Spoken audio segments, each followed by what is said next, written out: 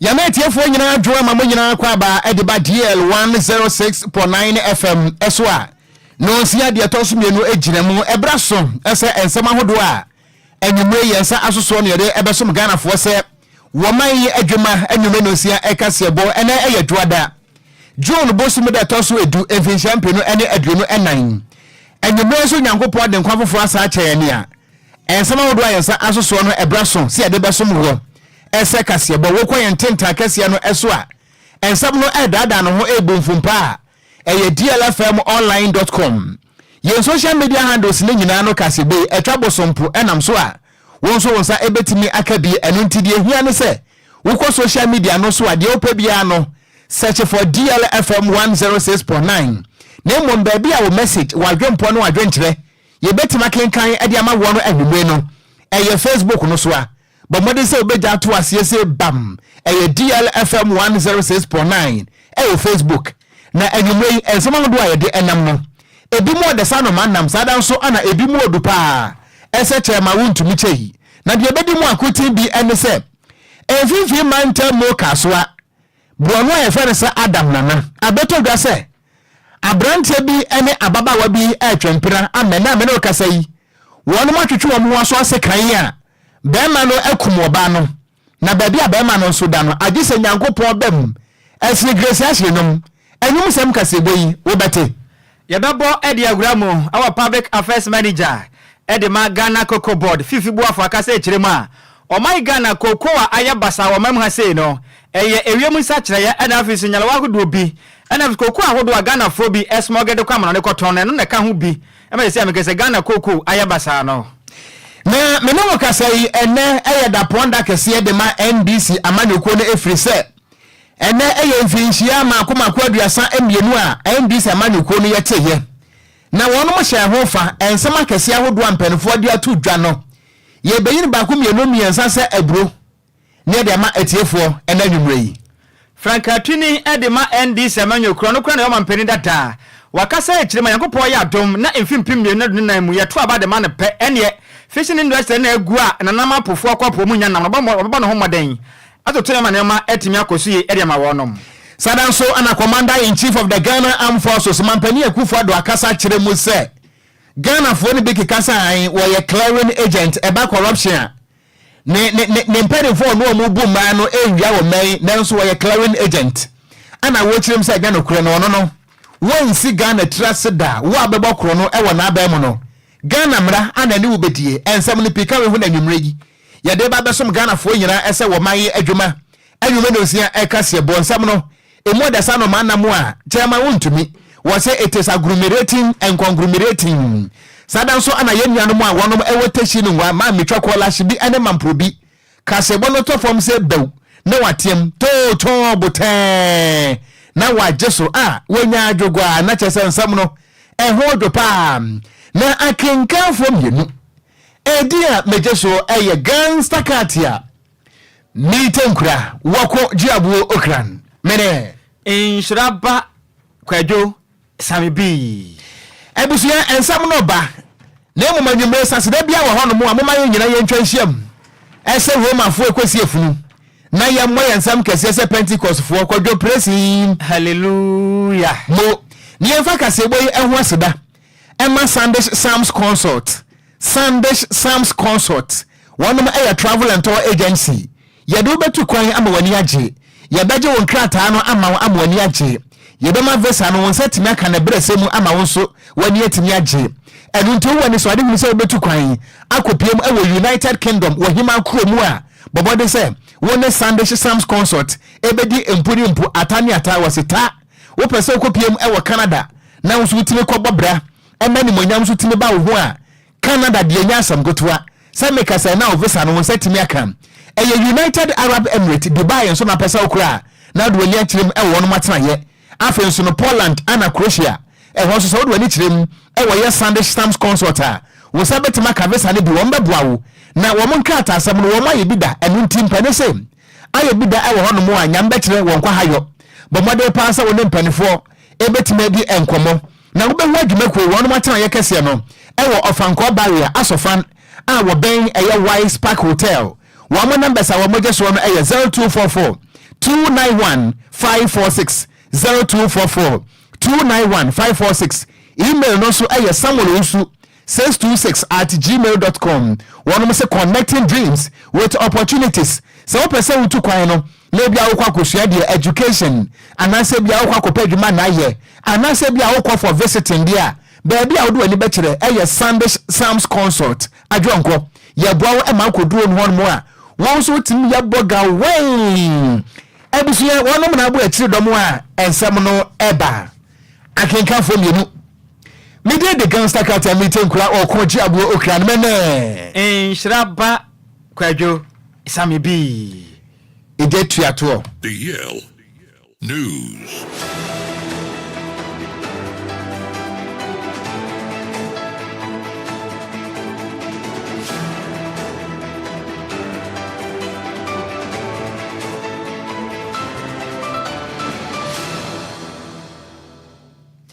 miemu akwa bana ye shaka sebo no ase emfa ema we ye shaka sebo na se a awehosem ene awudisem ane de ehase na sa awehosem wa ye bebo so akire weyi woduru ka so a ne mpotam ba ko ye fa ne se Adam nana eno no ewo awutu senya eye east mense no emu ewo enfenfe mantem na awehosem no nyina no ene se ababa wa bi a ye beka se okọ school na wo mu kirem se o level 200 eye university bi ana wakro woni abrantie bi etwempena na empratwe na wo mo ahwe no ababa wa no edifie ana wonya akọ chese konkwansa ebekum Ghana yi enipa bi efre ababa wa no se he wo kwa hefa baby awo bi atumika brefie se wo mpena na woni netie no wakofo aba hofro edina ba behye dem na no ana girl no so wo tesa information wa nto no bo asekura se wo ba no na wasese kan ehye na ta so a wodidi mirika na wo mu kirem se wo bra awia no wo mu hyeda mu a ene o ana sa awehosem na sie wo mu hyeda mu eda wiai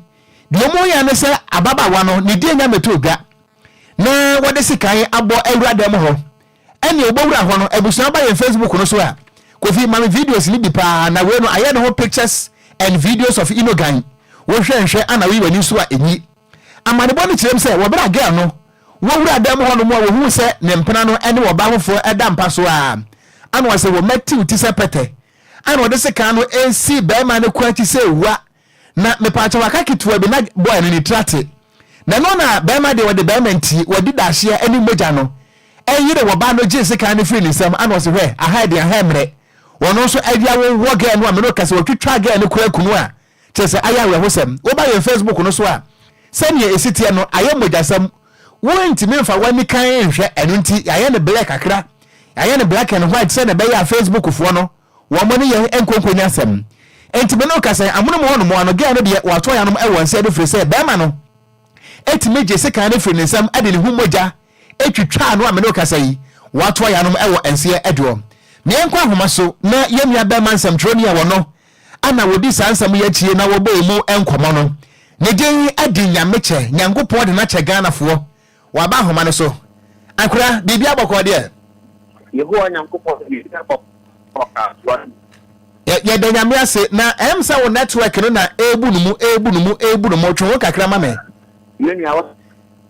ye jiraye na nkomo de mu odenti ye mpe disturbances uza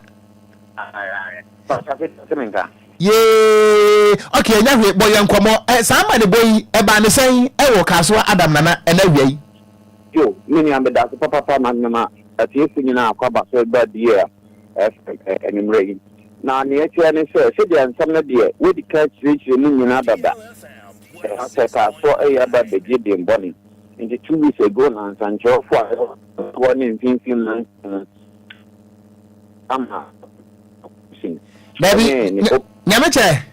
yes sir aha baby a wojira no eye ntijira ho no mo entu na kura wo ka ompo agina ho why Matia se ni so jara nti mejina jira ho a afem yenko enti ensanjiro for ye piece of 2 weeks ago na tete o se ni mse ka so de afi de ensam papa nkon de be fika so aba we na fu fianto ata oma the election in the last week ama this week ni mse na de bibia to be ka ya na nsora na jesa apare ya wo di ka chechim da 200 na ni boyfriend wo Adam nana eno ewo ka so mfimfim mantemu na esia konkonselfo ya konkonselfo edwuma nye na sabe kafra kaya yoye wo ko ono wa na kenso ono nye bi se abawa no pe abawa nya omakunu no boy no abawa na ono di konkonse na ni je no hodada anti to ni na kire fem ono the love letter tin hello dear I love you and boy na se dabi me you do hodada we na abawa ba di konkonse aka kya Nhyiraba no fem o boy na de be ma oba fufura ba be hye dem a obon kafre kodwe sunsam we ema eba na sa akoma no kosoro bebre we ntimi ansi abotre a woba no wa sese time pa a ehye boham na ode egu na ta so a wa for kada pudu ho obo prum kokoko na branch ni bie de na adwunu mu fan wo nim se me girlfriend page zo ba fie ndo no bie gate no dan no ho se okwa main hall nim no akọ bedroom we na abayo na nti abotre otwe sika na ode won ne boyfriend no kon wo pe tokuru ne demu no ode woye na ne boyfriend no so omojasho wakoko ye be mai oji sika na ode wo won again na basa body ne ye ko hwe na chese wa won bako 21 and wa stab no pass abra minute again no wa to na no e won se do aboy no police for about the dia police hospital regional hospital sabri oja yar se na mu handcuff na bo nza se nyame adona se no to na omde kwa kugina emre na fe de emra ene na decide ya etia nyameche bonkomo na awre ho so e beka se aye bibia ho ababawa no ewura dam ho no anase kan na se na ta so no wo beto wo ba foforo no e wo dam ho ana wa meto wo ba foforo no many and cray woman is a dining with when gram only say wo ba your chamber and hall self contained into the kind of fortune and son wa ko hall no ko bedroom enti boy ni bie main gate na e wo fortune mu no wo dan no ho say ono ko hall no na abayo na de sekan wo no enti hall kora ge na ndu no wo di nani ko fia kwa ko hu say oba foforo da be ma na mpaso e ho e na grrr nsebe AC na abayo bie ni ho lord no say abayo na wo no di konkonsa kire me yonko ne say ne boy na de oba ba be shedan mu no boy na insem kan mu kire say abayo na de love letter badadada say ono na ni je no ho say de si bo na bra o si bra no ho ase na ni si na ni si bra edwuma no ono na ni je no ho na o si dabio me ne wunu ba na wo ho boy wadan ko pre mi ntimi mfa na chi eni say ono ko di kokonsa say de be ya anka ete ntutu eba adofo mi ni nte na nko no otimi ba be shem afofia ntu ata bako atwana na no e won sieto se sia no body no e wo hefa firisa brantie ne wedding kam ya nya ntie se aposifo e de na kwakọ PM e wo police hospital a wo ja yasa na ebusuan ba yen Facebook no so a video no e da so ye videos and pictures of inogan wontimefo ne kam mienu we hwe da je so wa akokoduro enti oba ye DLFM 106.9 nyameche sabre emu no e wo hefa ana se sia nse otise monten so a aye hu e wo kwa mo hu eni vitire yo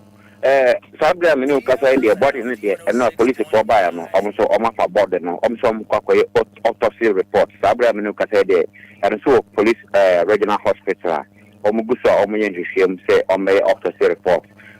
uduka so de a mpatam ho nyina de nipa na esi wo ho kaso nyu kura yebetimi de case atu so committee na kacho se kakraba ana adam na nan mpatam ho de anka yebetimi de case atu so we de afafa kaso de adebechin ochena obem so bia be konu nyuma so be na de na tension wo papa be sabra me kase de mpanse abamba for police for ne soldier for etina baba be so we be police patrol team no ene na musa ma military force na munti aha ayeboko ama sabra me kase asumdwe ni ayero ho ene wa ha nyameche yedase na mame musa we ntwa to ensem bi se ba no a aya na aloyafo e wo brofo akese mienu die din kai aya misinformation any abetment of crime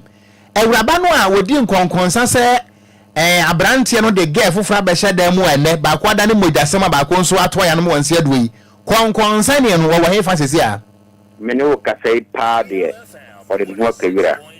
ena abayo ne tie nia wo sesi an wanti ni modin sei ya mansa akwa mansa ama badu ena ebo mi sa nkomo no eni sabra mene ko se ka police force fie no say omoko manko manko share the last number on ofre abayona sabekasa what na no one said no na video omo is tracement and so make me trace na video manya sa abasement of information and I said the misinformation ya na babia ma e was here dano ya the top perfect Nyamecha me na se wadaro makoso anso de akire ma ye neto benkum to ni fa ye de yakwese defenders no ye twa back pass mo ma ye bia ye nso ye bebo na ye de amatifo no Nyamecha no ye adwuma pa mesumunya Nyamecha bebre ye nso ye da se ntia busua ye nsam troni Nyamecha e de amaneboyi Africa so na aba na empratry Kwadwo sheglege we de ye nware ye nware wonya bia na eja weti asako ba bia akoda din Kwadwo ezie no wajai me da soko na se mewu ahwere me nkwa de okon mbo me nkwa ho ban na ohun se okon se mi se ne mete a o mete ho a medwia mente ase free se eye mpra twen na mo twen oba wo level 200 wo university wunnim de obi wa ko school akwa primary wa wie wa ko JHS abeko SHS awie edu second friends university a wo level 200 ama dian odoben ya na be kan say obi aka kire wo say ompona ene obi foforo hye da munti ukọ wan second yaku no a wanfa wani mpo anko hunu bi me ne mabu ho amedwene ho okome amenti ase o meburu no de pa na e ba yesu yi Kwadwo onim se ne video no esiti ankasa no ho emoja no wo mu no sa wo ka sa wo de ma Ghana fo a amoma hwe bi a ye ni Facebook fo no benya issue on be block yen no krepa wo hwa boy ne kwa chi a wo hu aka ketua bi na atoni ko watwa ni bim se de Ghana bie boy ne kwa chi no ano oden no boy no nyame ya adom no wonya nkwa na nyame ya no ho adwuma firi se de abaye na si bi atwa no kwa chi no de ekompa ewurade ema wreho so obi baka ma ente se watena ho no mama wode won kwa agura to pre na me sa ga no kro di nkonkonsa na me ho na mente ase no on tika o company for say tika kire wo ye bokuro tika kire e bokuro entina se ye tena se ye hwe ye hu ye obi no obi mpona semu de pa na wo gi afiri nipa no honom so akofa mpra for de abese da mu a e fa ho ben oye ya oye obusuani wanye yenso aye obusuani se se ye wo a nka baye wote nkwam nka ba mu yin so samiri nka wote wo obo na bra enya wo a nka wote nkwam enti we ya futuo de maye se be hwe mu ye ya no nsam keka e ya dwene kwa akire pa okon atete da bi no ntisa ga ye ho an sa de sitie no wo hwe ga no body pa no ne honam wode da ho no ma enti onya ba ma foforo bia biom nwanwa minim ade abo ne yema na ma na kire so se watumi adoboy na ase na ono wankasa ne nkwa atwede ampo Nyankopon de ama no wadoboy na ase na ne nkwa queen at the party about Facebook and or the about Facebook and was who offer the lady doesn't have experience in dating was who any experience with dating but what him say queen there or experience so no who say one for na come ni agrosa da so one for no no date ama wa be say bia 20% bi or the 8 na 20 ono na mo e shegelege uni apa shegelege oh in fact yanto aso na I think say going forward ye bedi akire ye the update ni nyanso be brega me de nipa na odi nkonkonsa na kra na me ye hia no say posifo che no na ba bia se de ne kwoto efiri nipa wo ye jana ebe san afa no so e me fufuru akum nipa bi okrum a ti na me dem se awoyo no a Erade ho ye mobone yenkoye nim praise hallelujah to aso yento akasebo no so ane ye momfa hura ma ye koko nsemu na public affairs manager ede magana koko board eye fifibu afo akasa eche ma my Ghana koko a aye nsem pia ne my Ghana koko nyina ewu koko ni nyina sei o kirema eye climate issues say ewiem nsakira ye titiriu na dikan e ma Ghana ye koko no aye basa afiri sei na nanu makuafo bo mode tenase edo koko na emre nsuo betoro mba hwe animu saa na nsuo na ntoro koko ni nyina basa afi so mra ze se ne ka wia bono mba hwe animu anan ka wia ne mo ne nsuo so to na o se debi enu ka obi no ma Ghana ye koko no aye basa no afi so koko nyara wa hodo akwasi bo ne baka ne se ye solin shoot no so ka ho bi ana ma koko na aye basa no ebio nso o kirem a Ghana fodo do na Yankopon ya adom ne koko man koko time ne dua na mo ti koko ne pe no ma fa koti kwan no ma abawura mu e wa Ivory Coast afi so Togo no ma koton koko na Ghana mam ha say dia jese baby no beton koko ndom dia dwana koton no wonchen o tema sane ma we ka ho bi na magana koko ese ekesei ni nyina aya basa no o ka se na o kire mi say Usha last year na cocoa no etime decrease say $500 million at say last year cocoa na swate e kapa beto amaga na so cocoa no mo no e swate kura say ha dwenye pa okata na osan kire me say ohwe cocoa ahodo a Ghana for do na de dwane e de kɔ aye amano ne kɔtɔn no nso eye 150,000 aye tons last year e na mutumi le kɔ de say kire mu a cocoa pa hwe o man Ghana amafo de dwane kɔ amama bi ahodo so kɔtɔn no eno so bo man ka pa ne sent no sa na ma no say Ghana fo anya ya Ghana Koko ne de ebekwa so aye nsɛmpi na ba Facebook no so a DLFM 106.9 kase ba ya de ma video ne da ho ma wo ba wo benya bi na watimi ahwede amayen na fifi bo afo kasa na wasan kire mu sɛ omo gusu ahyehye ne ma pa sɛ ne Koko bɔdofo ekwa akoji sika e de frɛ yɛ syndicated loan na e ba bɛbo ma Ghana ene yakopɔ ya adoma afrɛ sɛ ometimi ato Koko no ba de sɛ wɔyɛ $1 million ene sika enye sika keto Ghana kuafo no womboto mba ya de pa na so wakasa na okire mu sɛ sɛde galam sei egusu sɛ Ghana nsa no sɛmpanifo amaden entime ntu ase ampa ne pema sibre pa de bedu baabi ni sika no kɔgye mpa be yɛ ɔmanyika pa ana afis wo kyerɛ mu a Koko ahodo a enyare ahodo kunu ni nyina no ba mmaden aya hyehye sɛ mekase mu duadua Koko no bi o mansiri me ahodo a Koko sɛ sɛ betimi abɔ na Koko no etimi egya ne naso emna fifi buafo ɔkasa no emu nkyerɛ mu ni. Indeed, this year, if you look at the numbers in terms of production, our numbers are not what we expected it to be as a result of the El Nino effect. But then you can also sense that the climate change effect is also being felt. In terms of diseases that affect the industry, I think the biggest challenge has been the swollen virus disease. For the swollen virus disease, which has devastated close to 600,000 hectares of our cocoa farms, that is being treated. Indeed, if you look at the worst affected or the severely affected region, which hitherto was producing about 1/3 of our production. Any awuti ye a public affairs manager at the Ghana Cocoa Board, Fifi Boafo. Yanto anyumre no sia kasebo no eso a kasebo yi ye de brewo e de free enkrapompone mantamo bafotine ba ko atifie po ya toye ani anafo wo bia bedi ayew ene anyumre DLFM 106.9 wo ba ye Facebook no so a ye bia e de atomu a esel bagredam weja dam ani buidam a Ghana fo mo message no a ne ye twan wo bia nkyere na adwen ene efiri se eye adwada ye to akasebo no so akoyanim ye bodi awram ewo NDC amanyuko no emu a ene eye da ponda kese ede ma NDC tinye kese amanyuko no ene se wo bra amanyuko no eba asase so no ene eye mfinsha makomako aduasa eye mienu 32 years ni ana NDC eba ye eno ntina hu behia se wo mo ehye fanfirisa kwada mposa wo no a ye to no badin ene outdoor nanti ene ana bra na afahye no ekoso no ene adwumadie no mpanfo kan bakwasem papa na NDC amanyuko no eye Social Democratic Political Party aye beka se wo mo ye Social Democrats na eye kane mampani ene wanya de ba bi ekro eye Flight Lieutenant Jerry John Rollins wono ananam ne nsaso atrese wote samanyuko yi na wotiwe no eye afiapem ahankro de wotwe bako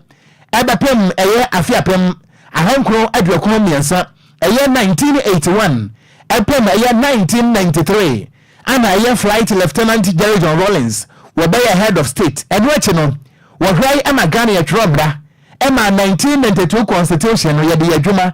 ema ye toba 1992 sabre no fiti 1993 ebepem 2001 ana ye Flight Lieutenant Jerry John Rollins wo be ye wo mampanin na enadwumadie na wono edi ye no eye Professor John Nana Opoku Ajiman wono ana sabre wo bo akane mampanin John Dramani Mahama na wo mo ehim franka ediama NDC amanyuko no ana chese adwumadie ni nyina no na esi nan eso na wo bra mpanifo ehotri akasamu etina simpie ni apaso no national chairman edema NDC eye Owura Johnson ese edunketia wo kasa na wo tirem se bi mpanisi obi a waye bida ane ma na ma opiafo na nyame abieu wo tirem a wo hwe Ghana bakwasemu a wo pe eye amemu baako akọ so Ghana hanomu a empuntudwuma ekọ so pa no a eye be na kane mampani John Dramani Mahama wo ye president no a wo tirem se edapade ahodo project ahodo ene enyema ahodo anka betime de mfasode abre Ghana ni nyina no kane mampani John Dramani Mahama waye adiegu ho nanso mampani Akufo-Addo ene Dr. Alhaji Mahmoud Bawumia ba ye wo ma besa ni nyina ene to wakade atere Ghana fo se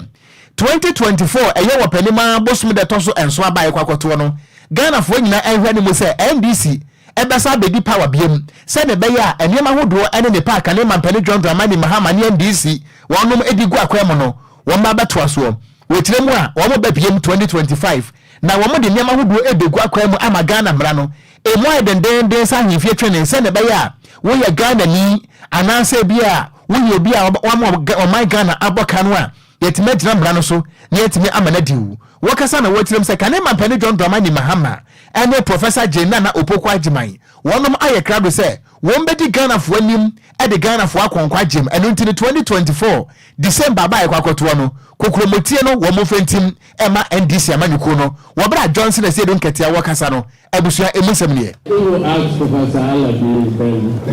so we have performed not at our optimum, but certainly we have not failed in the past 32 years. We are the youngest among the three main traditions, but we've succeeded a lot. And I believe if you are writing the history of this country, you cannot but appreciate the contribution of NDC to the development of Ghana. We are always the party that comes to clean the mess. And when we live and we believe that where we have positioned the country, nothing will bring us back. We will go and then some other people will come, destroy everything that we have built, and even make the foundation to make sure that this country will not survive.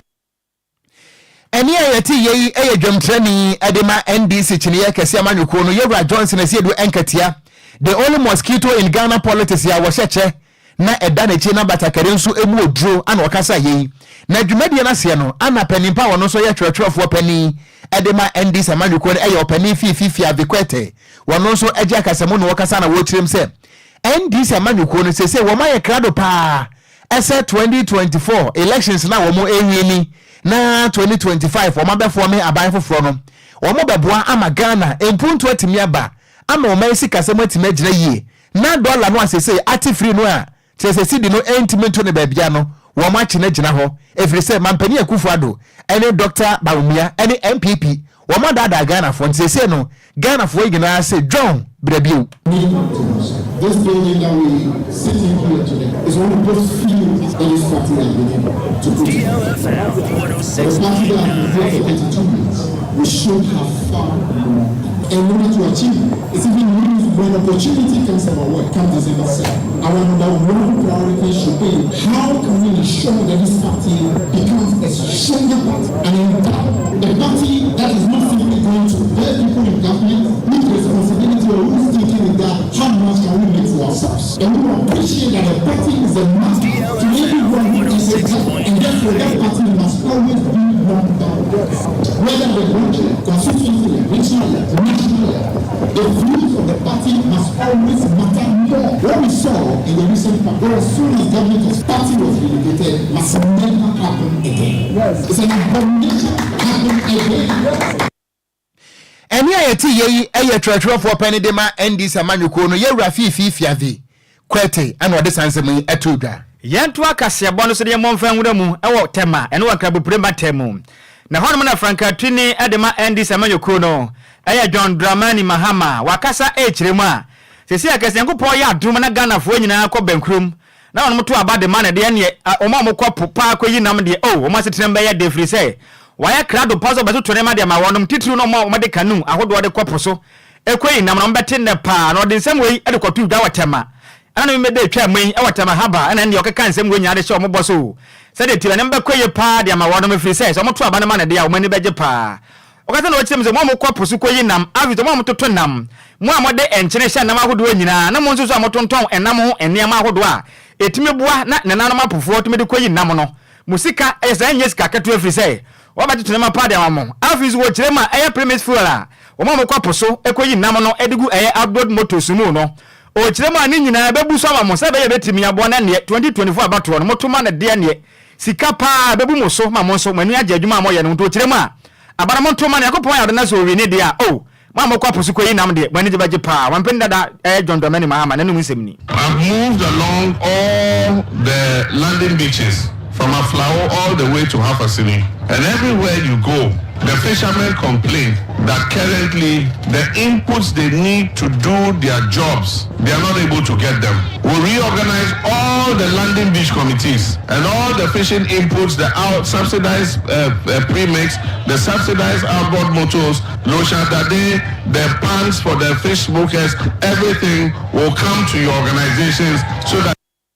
And what you know, Penda that John Dramani Mahama said to. Apufo ni nyina nimu so mama de na monto abarama na free say oba beti school pa no e college e ba ba kire kire o ma mokwapo su koyi nam na madwuma tumi abusu na ne wawo na okwapo na wo ba pese wunyini na daachi bia no ya kokora obedi wa de ne ono so betumi afa school mu titi ma bebo na pama se adwuma no etimeje na so ne so mu enkyeremu nie. We are going to restore the glory days of the fishing industry. We have to provide vessels for the Navy to be able to patrol our waters and make sure that these fishing trawlers don't come within the exclusive zone. And so we will provide the Navy with ships so that they can patrol and make sure that the exclusive zone where the trawlers are not supposed to come, they don't come there, so that we can reserve that for the artisanal fishermen. You raise issues to do with plastics on the beach. We are going to employ young people who live in all the fishing communities along the beach, and we will pay them to clean the beaches every day. Eni awoti ye ayafraka twene edema ND Samanyoko John Dramani Mahama enwachi ana president edema Canoe and Fishing Gear Association. The day adna na kweja ono so chire mu azese ameka sei fan wa apofo ede kwaposu koyi na mechire premise fi no e hwa ye nsam pi o chire ma abaya manyosem wonye mpipi ni aye ma ubi o chire ma ho chire mo pa ne senti abaya yankopon ya adom na ni zaman yokuro no yankopon de eye magana abanwa so amoso mo so betumi asa chire ma afin so o chire ma mo ni kama fo e wo border e national premise fi secretariat to mo ni obi o kabi ma wo ne senti no e ba ne se ne eye kwaposo na se ye po obi a o makwagina ya namu ewa national secretariat o mo hwe eye fango so aye ni bie o chemo ne ka ho mom dwumade o mudie no emu aye den pa no so mu enkyeremu nie. It is important for the inshore exclusive zone. There's a need to consider an extension of the zone so that the competition that we are currently faced with from industrial fishers, when the inshore exclusive zone is enforced, the competition can be addressed and artisanal fishers can have access to fish resources. Awoti ye aya president edema Canoe Fishing Gear Association ne din adna na kweja ene awoti ye yanto adwumre no se kase ebo no so na benkan Ghana for messages ne kakra e wa hanom na Michael Kwaku Juicy ana wasi so what is happening in our country called Ghana ana wode abayi ana wasi kofi parliament so wasi wotie ne life pa wa gona bobi kuma na wasi girlfriend sense media e dey assemble ba o na wasi ATOPNT wawu enye Kwadwo na akọ ezi na betima bodin ATOPNT wawu so hu dem pa o na dey mani tua pa so wo dey no e ba ne say ya edru diem empenifo ka se mi so obanyansafo yebu no be yenka na sem enti we dey kwbrofo mu a wisdom person we break him palm. Intina we have no. That's right. A wisdom person, we break him palm. Sa palm ya be. Aye. Into obenyansa for you buna be. And was a girlfriend some no had you chrome her too much. Anna choir stitches. And was Caswebim. Anna wahene Laurentia ata. And was oh Lord, have mercy. Na queen adepa an wase hu offer lady ne die empratry mo experience de oni kura asanko experience ya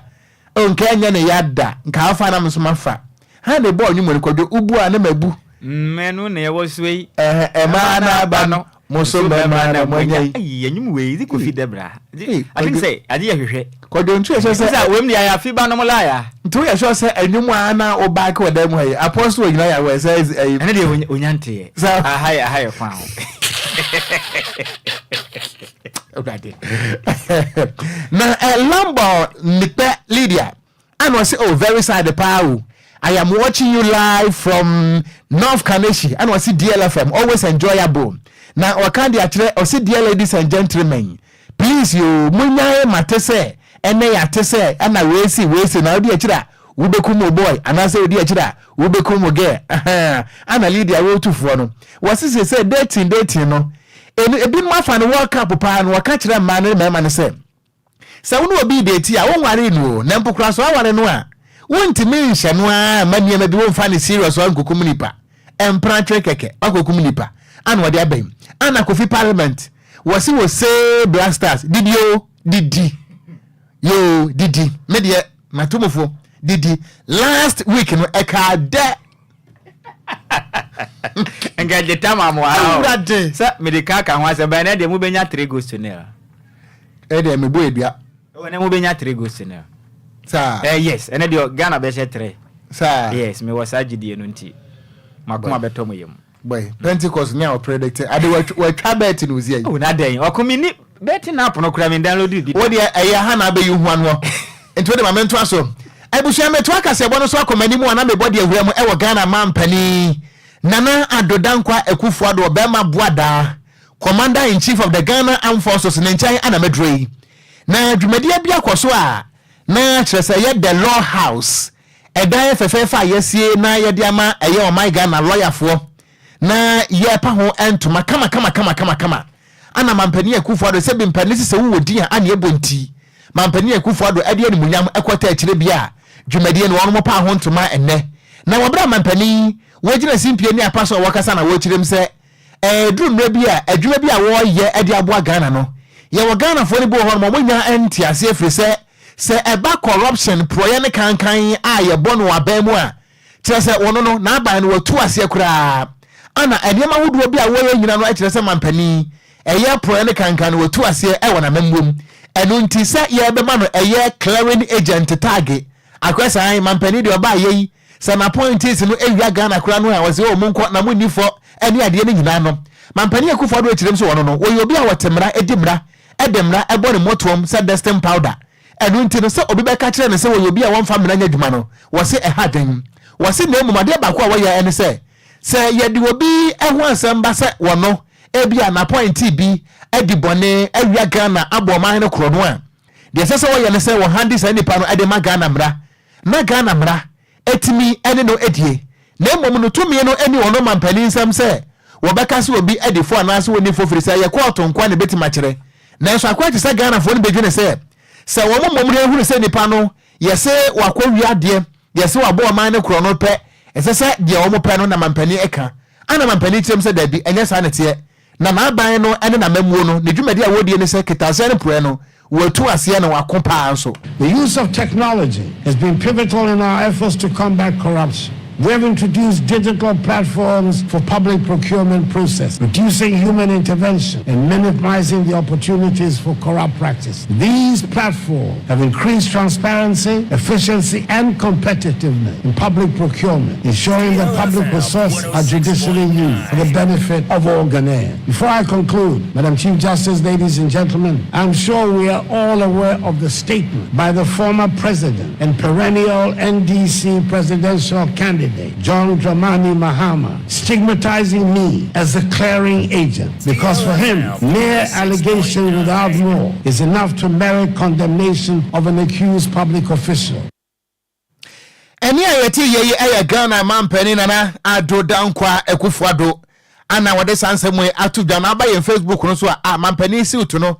efe pa na de ta mebui ebia na ta mampani so bo na wanye permission wo me ho no de ta na bunti no menene wasam mene me ofase mampani wasam pa koyo oko me ofase mene wasam so obehu okokoam na eja maka na boko se we dia instead mpenifo kan yesi ahene no timpenifo ne mu ebi anyira cause ade ata na bui dia so nko oje permission wo me ho ansa se wo dia se wo ye wo fa dodo wanyina eja ntini so mampani kura de bebo na tade mu at least so otumi shi okokoam no ka ho asem ansa nti we dia obehia ewo se amachi dede wo se ya wo brempo na pani ti ase enti ebeye yansa na yewei yenye ya yempre ya wo onti ase Kwadwo presi hallelujah mo se ba kono cross aka yo so kwagwo batani sanye ya meko ya be kokra so hu enti ya ba beko na mo me pa cho se oni credit wo force wa borobi sesi a ye bedi nkomo e wo sofa so asem ne nyina no ene se Mampani Akufo-Addo kyerem sɛ eba proye ne kankan corruption ɛwɔ na memmu a wayɛ ade wa kom bibia nso kyerɛ sɛ wo tu ase me pacha how do you see Ghana eba proye ne kankan ene mampani ene aban yi ko a wo ko atu ase no a wo hu ne san ye ba ne agye personal rating ba bia wote no ye ba sesi a DL News. DL News.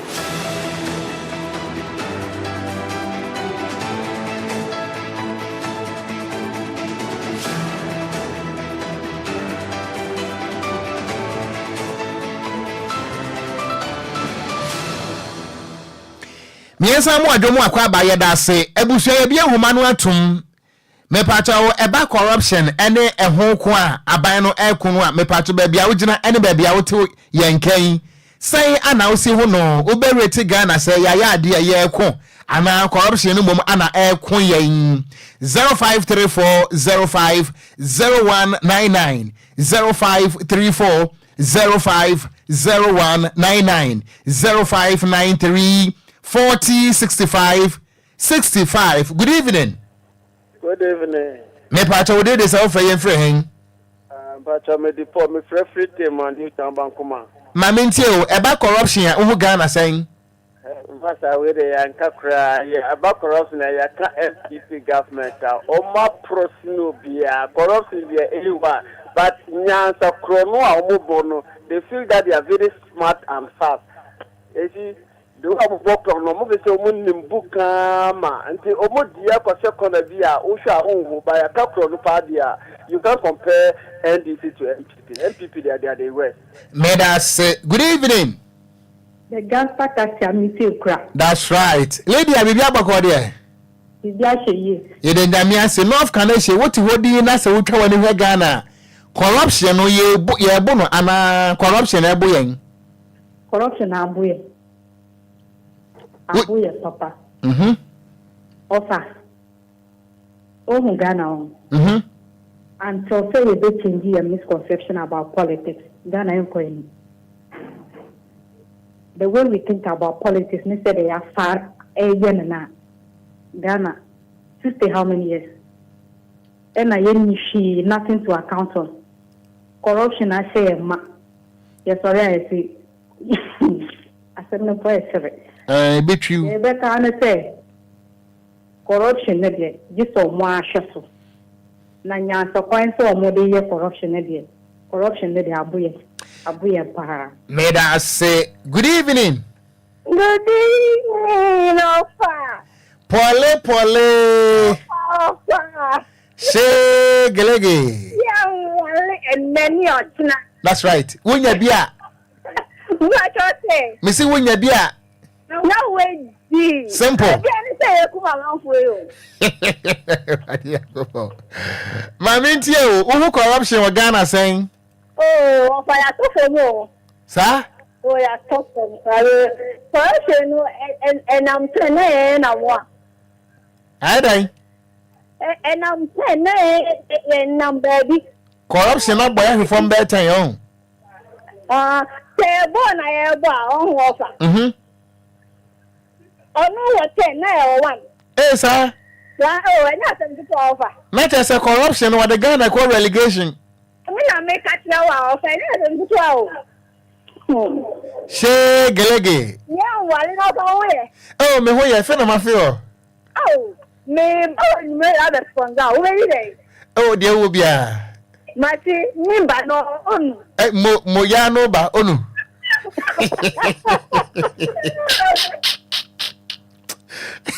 Good evening. Good evening. Me offer Sibenie. Me the family me kapepi dome. Kwa me mami ntie mfiri dome. Akufo-Addo. Dabi Kasamampani Akufo-Addo classmate no. Mampani enye le pe ye to kasa no. Dia na pe oba ye no. Corruption wa kotia. Ni tadodo e na wa che no corruption. Sikadodo omodi after mining system na mo ti. Ni pasa na wetin ya tena. Ama wa tate Ghana process we be kent ma cheno. Ola kana yende ti. Omani mu na ye do no tena o hu de yo be no. Good afternoon. Me so me da say good evening. Over my go. Mejo so me ofa ase. Over now to say. Sa Kwadwo me ho ye na wo so e. Over me amini. Mo ma mentie o satama de corruption no eye mo hu ne say kama. Over. Over the master. DLFM 106.9. Over. Kwaso papa. What is that no pa? Yes, Burkina Faso minister bi. Letey. Okay. Papa Sankasa de na kwaso Ghana ka be de pa. Hey. We minister na ka show. Ye hu je tise we diska na ka show. Ni aneka de o. Senior Rollins ye. Your friends are high and sum no. Not just say when your minister de jemu a obehwe. What one? Opa DLFM 106.9. Yee.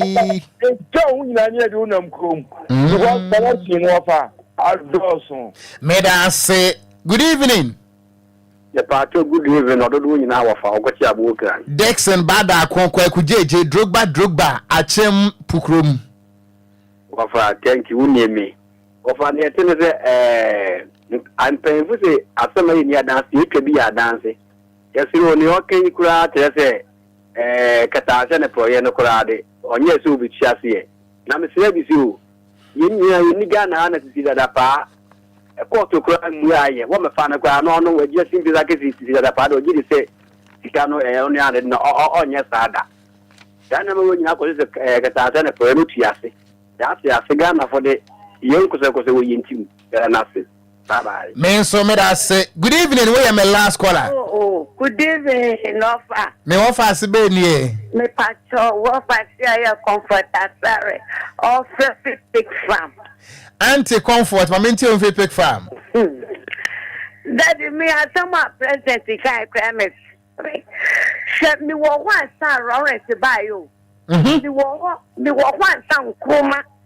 Nkrumah be deep president. 106.9. And a Nkrumah thing so no new kwan so be corrupt e dey put ni ho. Nanka Lawrence le tiatia. Who dey corrupt obechi watu on ofa no. But this corrupt way Obama who want to one Obama investigation the bottom ya kwaka what can I do that when I obey corrupt who president who chini tum omina no chini tum so no betu ni akan and you go for what you want to ma obeka nini wa san Nkrumah bayo onipa me membe tunu na ya me betun in a Queen Elizabeth. DLFM 106.9. Na mungu baba onipa koye juma se na compare me ya to kawe shekom o ba ko school kura hu ano mo say on the things to corrupt ni ho onya me yanja jimpale e ko ma to yam. Me da say bye bye. Me so me da say anti comfort. Enti Ghana for akasa yadamu ase. The power belongs to the people. And until the Ghana constitution no, was it the sovereignty of the Republic of Ghana resides in the hands of the people. Enti se Ghana for akasa Kwadwo say eni asem bia kan biem. There be o. That's right. One of the kita the proper and the genuine verdict. Ghana for akasa. Enti abusua kase bono ye de besi wa ha kofita ade ko Facebook no so aseda ye wo Ghana ni nso adia na mo mfa se wotrim se ebono nso a the senior most soccer team the Black Stars of Ghana and the Central African Republic e de besi ani e wo baba yara go pramaso okumase nti meti hai me pentem se ayi ase generator medru fi ankampe efrisane me ye number 1 supporter kwaye Okun. Sao say na be tray. Ya me ya do Ghana for baby ni trainer. Who di an? Me hwe me instant atenka me ti wo me mu na. E tell me say Ghana for baby ni. Oh, atenka. Yes. Boy. Adan wunyi ni wo. Oh, na hwe me di. Me see ndem wo baby ni trainer. Mate. Nti e tena yehia abakan betu me chama me. Mate. Se me pa coach wo to ado. E be Thomas Tay pattern to ma ho. Me du me TV. Obebo. Sa boy no. Oginem. Oh, modo mo club esene mo man. enya hwe na de wo man ayese enti wo support kra na oyam ya midi at the gangster cat ya meeting kra Okogyeabour Ocran mene wo fa seketwa Nhyiraba Kwadwo Sammy B. Yes, also I'm a Pakai GH. One sports Mrantana Betanasi live commentary from Baba Yaya Agopramaso,